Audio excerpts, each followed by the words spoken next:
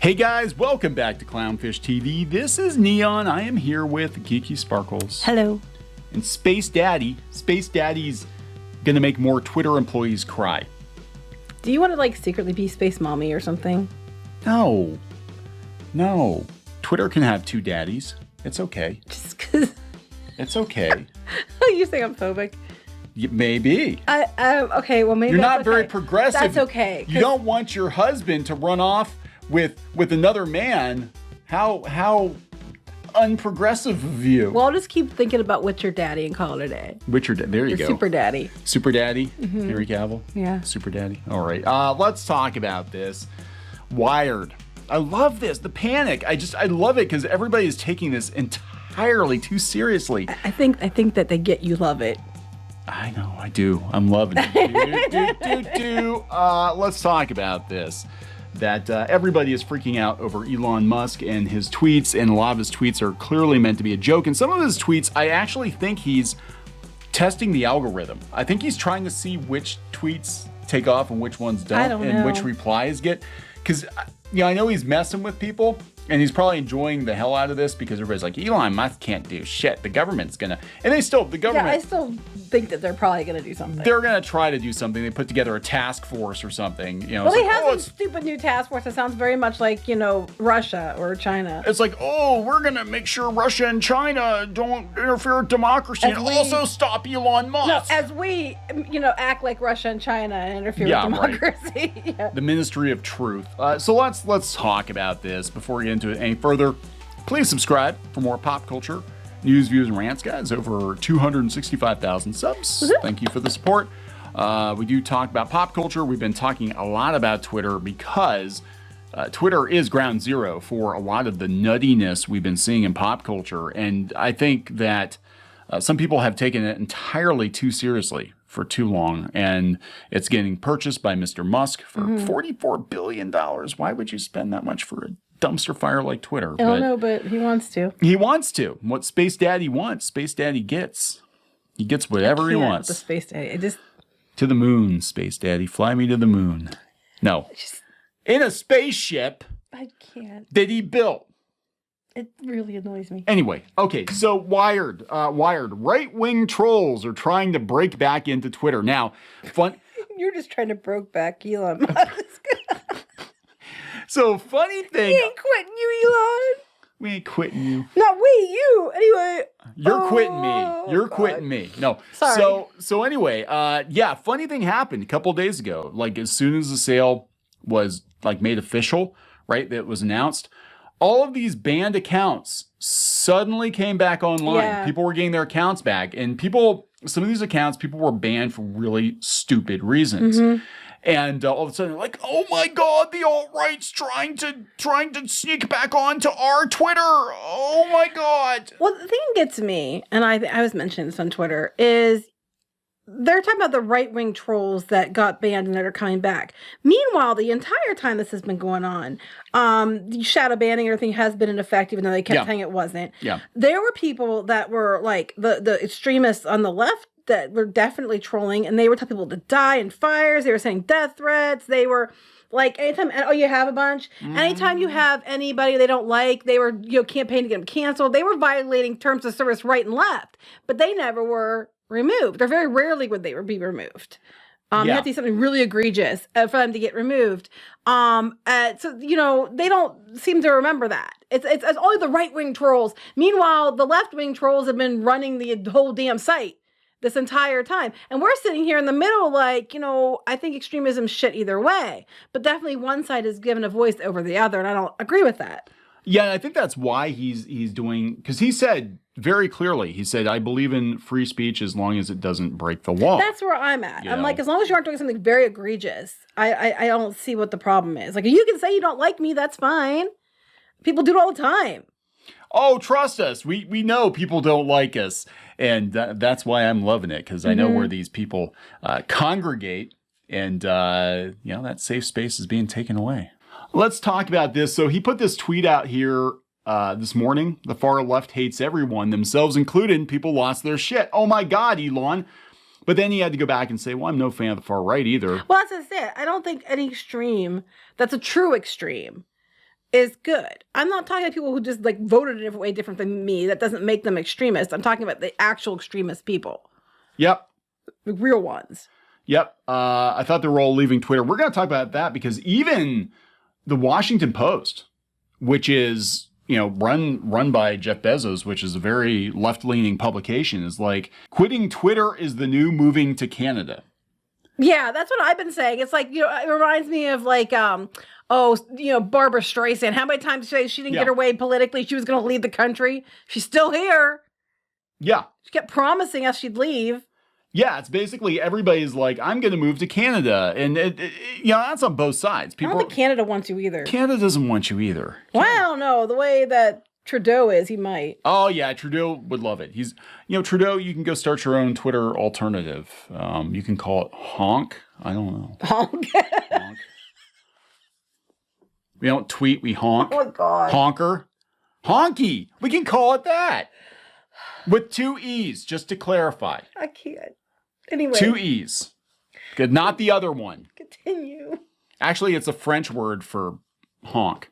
No, it's not. Honk-a. It's not. Anyway, le honk. Le honk. Anyway. Yes, there we go. Le honk. Come to Canada. It's for both, And get on le honk.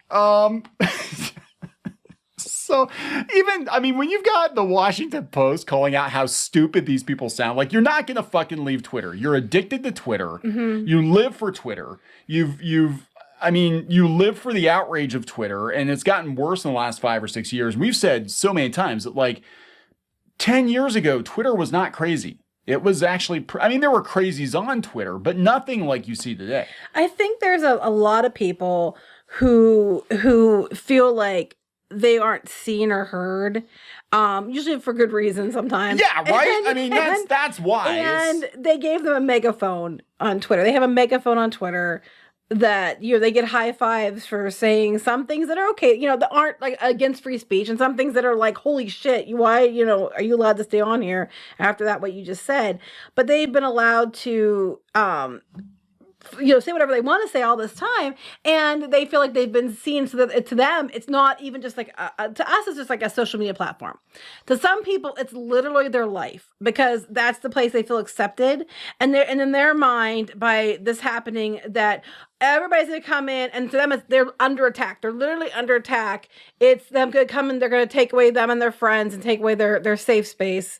And, that's why they're reacting so negatively to it, because it's beyond just being a media platform, social media platform. It's like literally everything to them.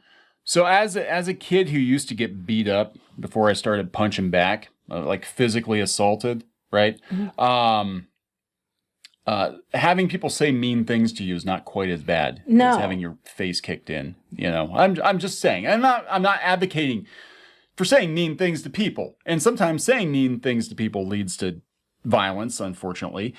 But I'm just saying, like, people can't cope with as much pushback. And I'm not talking extreme cases. I'm talking just like, I don't like your cartoon show. Yeah. Oh my God, that's literally killing me. In the real world, they have to go out there and, try to get along with other people or not leave their house, which happens a lot. And on Twitter, they rule the roost. They can say whatever they want to say. They could go and flag whoever they want to flag, and then they'll laugh like, ha ha ha, we got you canceled. Yeah. It in some way, I think it's like almost a power trip. Yeah, and it's for those who feel weak otherwise. I think a lot of times that they go on there and they feel like I have a voice and I'm going to show them and I can take down companies because they don't like the same show I like. Yeah. To the keyboard, Robin. Pretty much. Like, I'm a superhero now, bitch. I'm the superhero. And it's sad. And I do feel bad for some, in some way, I do feel bad for some of these people. Like, it's completely off the charts. Yeah, but people are really, like, they are flipping out on him on Twitter. There are some people that are rage quitting, I guess. A lot of they'll be back. They're not going to be able to stand it. They can't stand it. Or they're going to find another platform to take over. But Wired, Rolling Stone, I talked about that the other day. Rolling Stone did a hit piece on Musk, and they're basically trying to paint him as Trump 2.0. And he was even like, hey, I liked Obama, and we used to hang out, and he was, Doesn't matter. Obama followed you. He did, yeah. Obama follows me. Believe it or not. Believe it or not. But it's just the goalpost has been moved, and that's what we didn't change. He's talking about. He's like the far left is just it's gotten well, extreme. It's like you get dopamine hits for many people you can cancel, and then it's like, and eventually they turn on you because you can never. What they say? What did Sarah Silverman say? It was a purity test that you can never pass. Yeah, that's Sarah Silverman, who's pretty far left. But I mean, it definitely with comedians, it's affected them the most because you're not allowed to even be funny. Mm-hmm.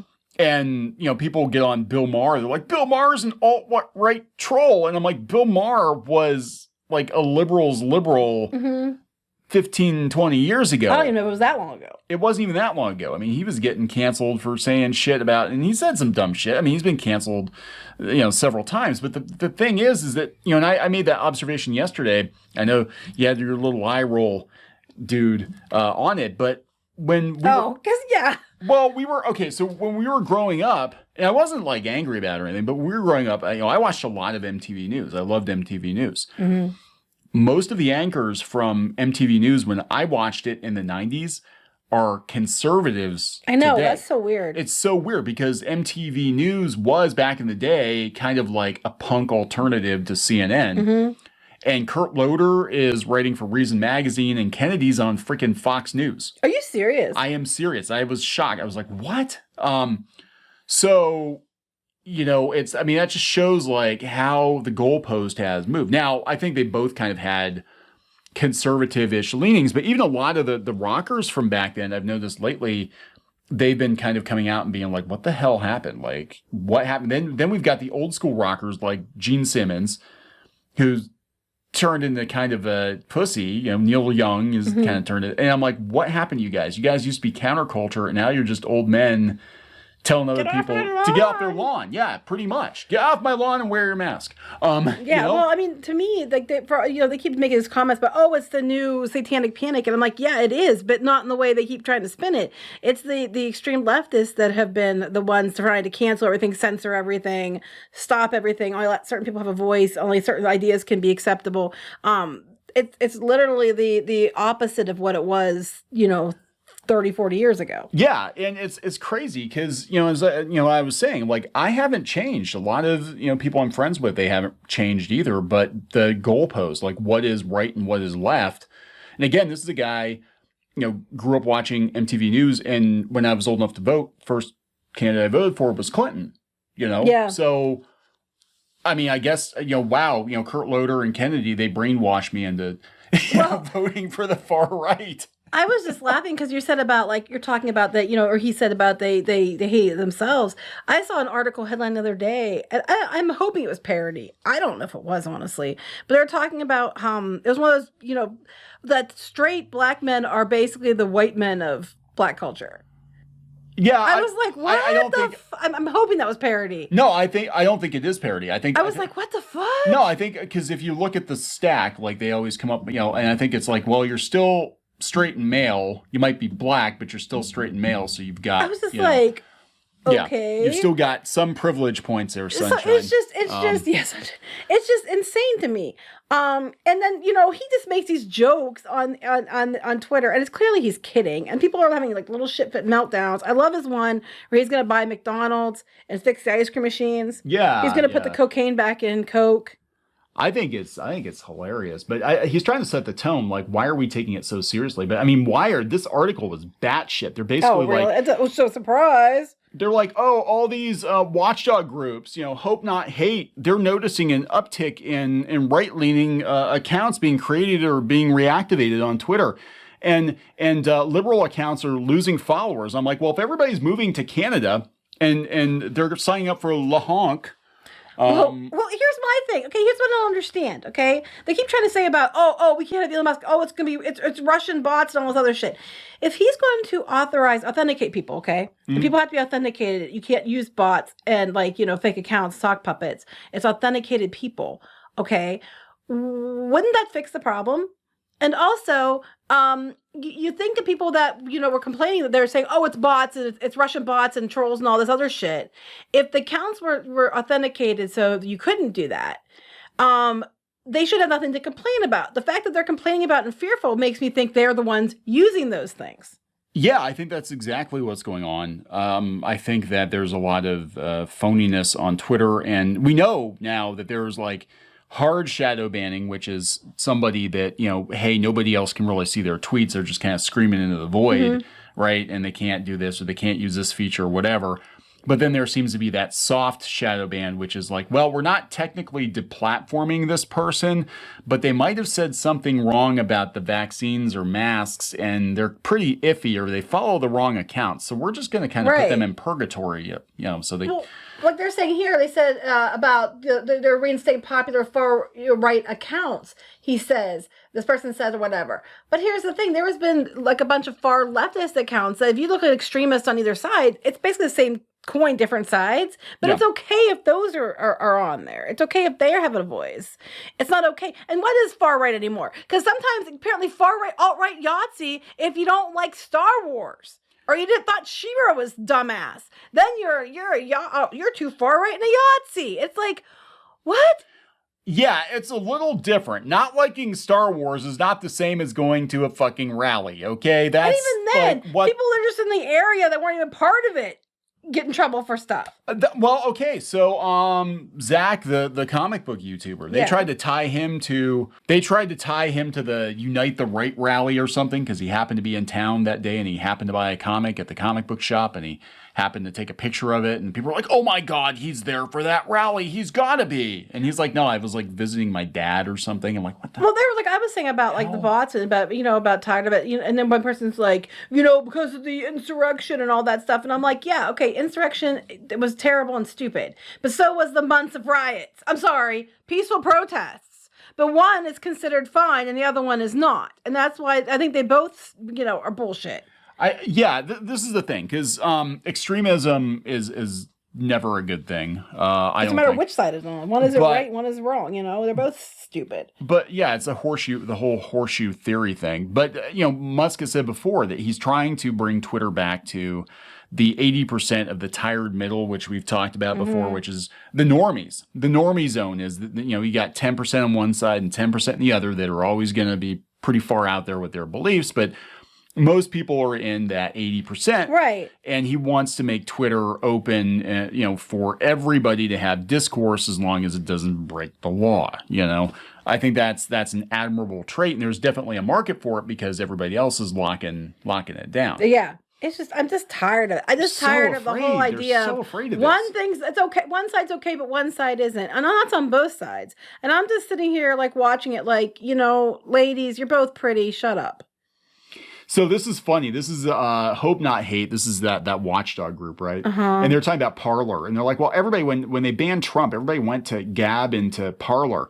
We know what happens in those online spaces. What? They're awash with extremism, racism, misogyny, violence, and terrorism. Okay, let's talk about Twitter. I've seen extremism, racism, misogyny, violence out of the people on the far left if you don't like a cartoon show.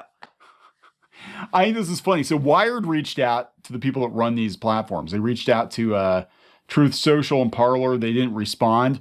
Gab responded. They said, go pound sand and cry more about words on the internet. What they're afraid of at the end of the day, I think, is that this is going to spread, that Musk is basically going to roll back the internet. It's about losing control. It's about losing control. That's exactly what this is They've had it locked down. Things like Hunter Biden's laptop stories got, people got, removed from Twitter over it. Yep. The vaccine people, when people question it, they got removed from Twitter over it. It was locked down so that only one narrative could be seen. Fake news. How many times did you see that? Even, my mom got fake news over things that she knew for a fact were true. It's just, they just can't stand it. Now they have that what they call her, Umbridge, that new chick that's supposed to be in charge of finding the truth or whatever. Umbridge. And it just screams of, it just seems like, communist Russia or China with your social credit score bullshit. That's exactly what this is. It is a social credit score. We're seeing everything move in that direction where your online persona and your decisions and who you interact with follows you out into the real world. Right. It affects your job, your banking, everything. You have to follow people they think are okay. Why do they always stay in power? Because if you don't follow the rules and you don't, keep your credit score up, what happens to you? And the only way to keep your credit score up is to go along with everything they say. So, of course, nothing ever changes. Yeah. So why do you think they're doing that for? And if one person in the world can turn it on its head, at least buy us a little more time before we fall into this dystopian hell, 1984, it's Elon Musk, because he's got virtually unlimited money. But I do think he's going to be up against it, because I think it's very clear that the media and the government are going to collude 100% to try to stop him somehow. Because they want to keep the narrative there. They want to stay in charge. Yeah, I mean, the FCC's already, I guess, put out statements saying we're not interfering in this and go pound sand. But I think that task force was designed to stop him specifically. And they're going to try to put more rules in place. And it's still several months until this deal is finalized. And just 3 or 4 days of Musk confirmed to be the new owner of Twitter has set the whole effing internet on fire. Right. And who determines what's true and what isn't? Because I've seen a lot of things labeled as fake that turn out to be true. And there are people that were run off Twitter for things that later turn out to be true. Yeah, they better get a full reinstatement and an apology. I got shit for saying there was female issues involved with the COVID vaccine. Guess what? Look into it, because it's turning out to be true.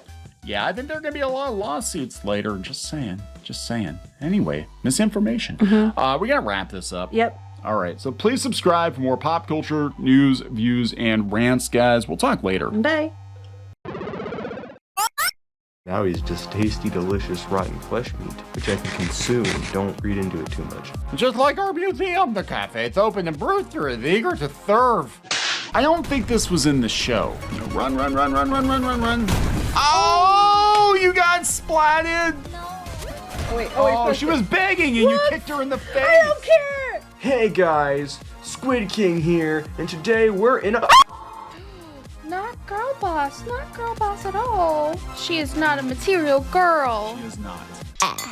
Oh, it's Christmas time here in your mom. Nobody wants to join your mom. What? Like, I can't even cook kid cuisine right. I would last about 2 minutes with Gordon Ramsay. What? Where is he? He's hiding. He's hiding from you. Better. Oh my God, you've got the axe. Walker, does this look like Steven Universe? Let me punch him. Well, I'm just here for the wax.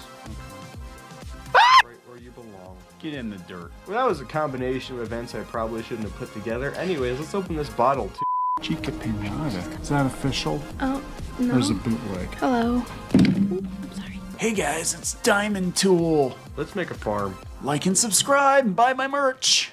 I mean, while you're here, you guys should really like and subscribe and buy our merch, all of which we have.